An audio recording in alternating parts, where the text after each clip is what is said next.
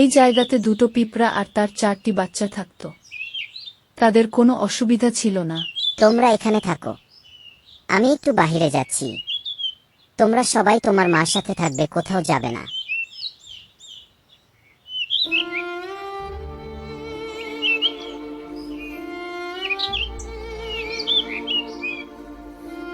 কিন্তু একদিন হঠাৎ একটি কাওয়া ওখান দিয়ে যাচ্ছিল।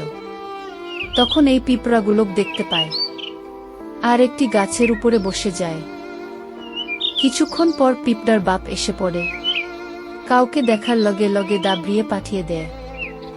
আর কাওয়া ভয়ে চলে যায় আর পিঁপড়াগুলো খেতে চায়। কিন্তু ওখানে তার মা ছিল। তার মা উড়ে গিয়ে বাচ্চাগুলো প্রোটেক্ট করে আর খেতে পায় না। কাওয়া উড়ে উড়ে গিয়ে একটি ব্যাঙকে বলে দেয়া, বন্ধু শোনো, একটি ভালো খবর। আমি সেই সামনের জঙ্গল দিয়ে এসেছি। ওখানে দেখতে পারলাম বহুতগুলো পিঁপড়া দাঁড়িয়ে রয়েছে। এ কি বলছিস? তাই সত্যি?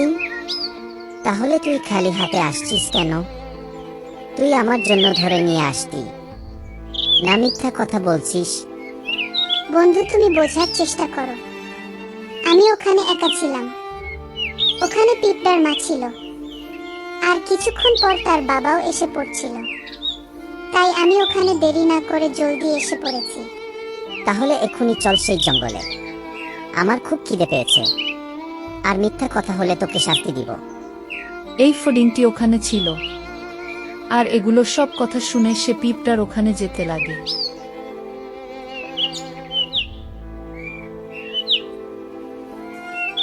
তোমরা সবাই শোনো, তোমাদেরকে কাওয়া দেখে গিয়েছে। সে দেখে ভয়ঙ্কর ব্যাঙেক বলে দিয়েছে তারা দুজন এখানে তাড়াতাড়ি আসবে। তাই তোমরা এখানে আমার সাথে চলো। বাচ্চারা, তোমরা সবাই শোনো, আমাদের বিপদ চেপে আসছে। তাই আমাদেরকে অন্য একটি জায়গাতে যেতে হবে। তোমরা ওঠার চেষ্টা করো, তোমাদের উঠতে হবে। এই তো শিখে গেছো, চলো এখন।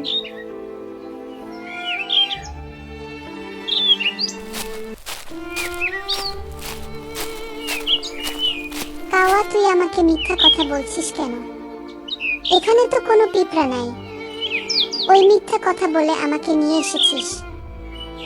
না ব্যাঙ ভাই, আমি সত্যি বলছি। এখানেই বহু পিঁপড়া ছিল।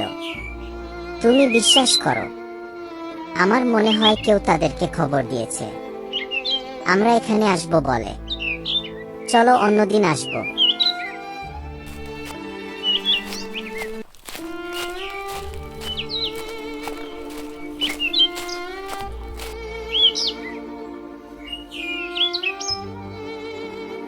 আর বন্ধুরা, চ্যানেলটি সাবস্ক্রাইব করে দিবেন।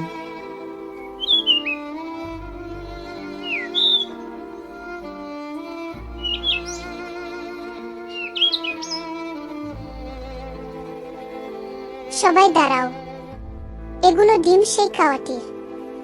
সে তোমাদেরকে খেতে চেয়েছিল। আমরা ওর ডিমগুলো খেয়ে ফেলবো। ফডিং, এ তুই কি করছিস? আমার ডিমের উপর থেকে সরে যা। আমার ডিমগুলো ভাঙে যাবে। অন্য জায়গাতে বস।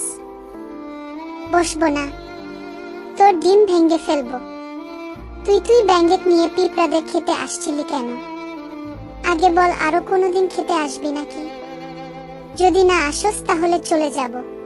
না, আর খেতে যাব না, আর কোনোদিনও যাব না। যা, এখন চলে যা। তোদের ওই পাশে আর কোনোদিনও যাব না। যা ভাই, চলে যায়।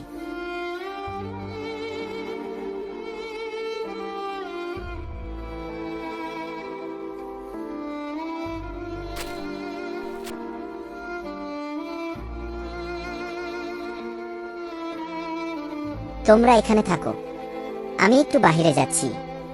তোমরা সবাই তোমার মার সাথে থাকবে, কোথাও যাবে না।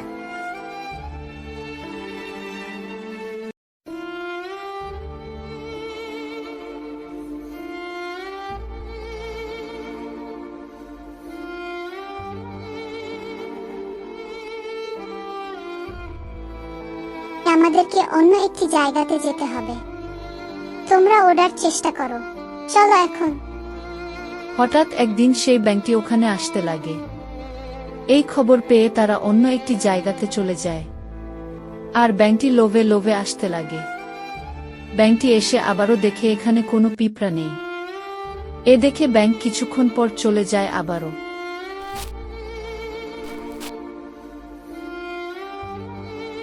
দাঁড়াও সবাই, এভাবে আমরা কেন পালাবো? ওকে শাস্তি দিতে হবে। তাই আমি দেখছি কি করা যায়, চলো। হ্যাঁ ফডিং ভাই, তুমি ঠিকই বলেছ, আমাদের কিছু একটা করতে হবে। চলো তাহলে।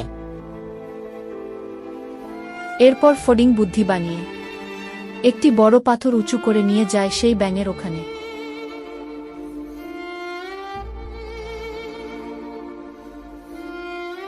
সেই পাথরটি নিয়ে গিয়ে উপর থেকে ব্যাঙের উপরে ফেলে দেয়া।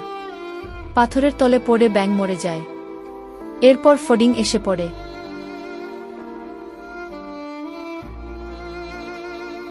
এসে তাদেরকে বলে যে মেরে ব্যাঙটিকে মেরে ফেলেছি, এখন আর কোনো ভয় নেই, আমরা এখানে শান্তিতে থাকতে পারবো। তখন তারা শান্তিমতে থাকতে লাগে।